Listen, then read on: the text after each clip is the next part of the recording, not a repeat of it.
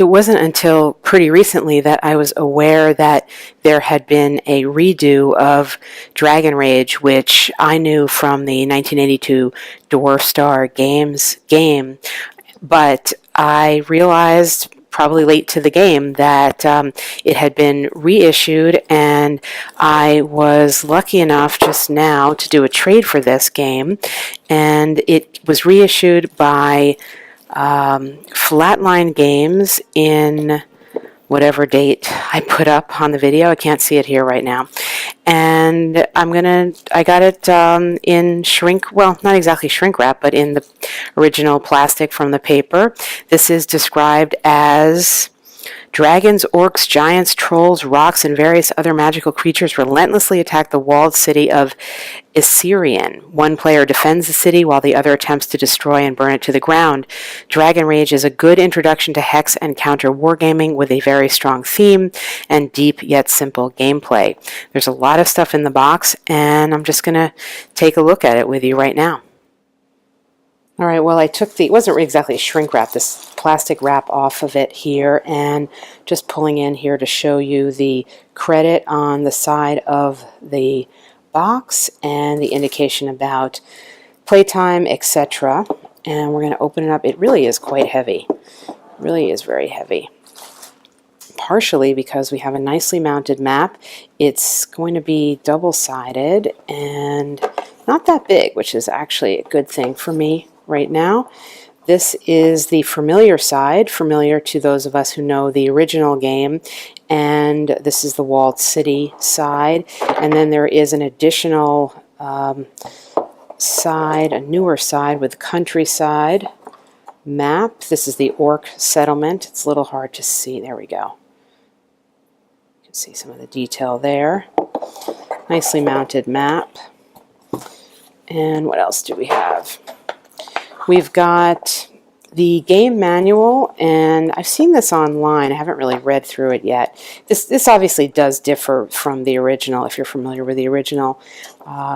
This is the game manual. Basically, I think introductory rules and then the entire rules reference. It's pretty lengthy, I must say. Orc there. Bunch of different scenarios. They do have the back of the box mentions that they have rules for creating your own scenarios, and I think that what that would be is giving you some victory conditions, probably victory point conditions. I'll have to look at that more closely because that's possibly likely what I'm going to end up doing. We shall see. There are, this looks to be multilingual. Here is the Dragon Combat Reference card. The counters are pretty thick, and there you go. Very easy to punch out. Nice quality on that. Whoop, some of them falling out.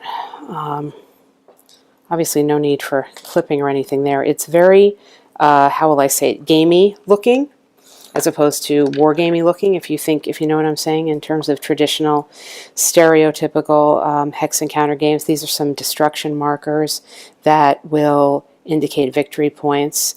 And here's a look at some of the counters a little more up close. Some more indicators for the individual monsters that you could potentially be facing, and when I do the video on it, I'll explain how this works.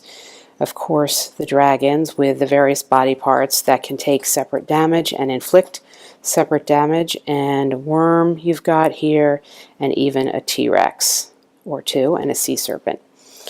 A couple of D6s. These were counters that fell out, and insert, and that's it. So that's a quick look inside the updated version of Dragon Rage. Not new to the world, but semi-new to me.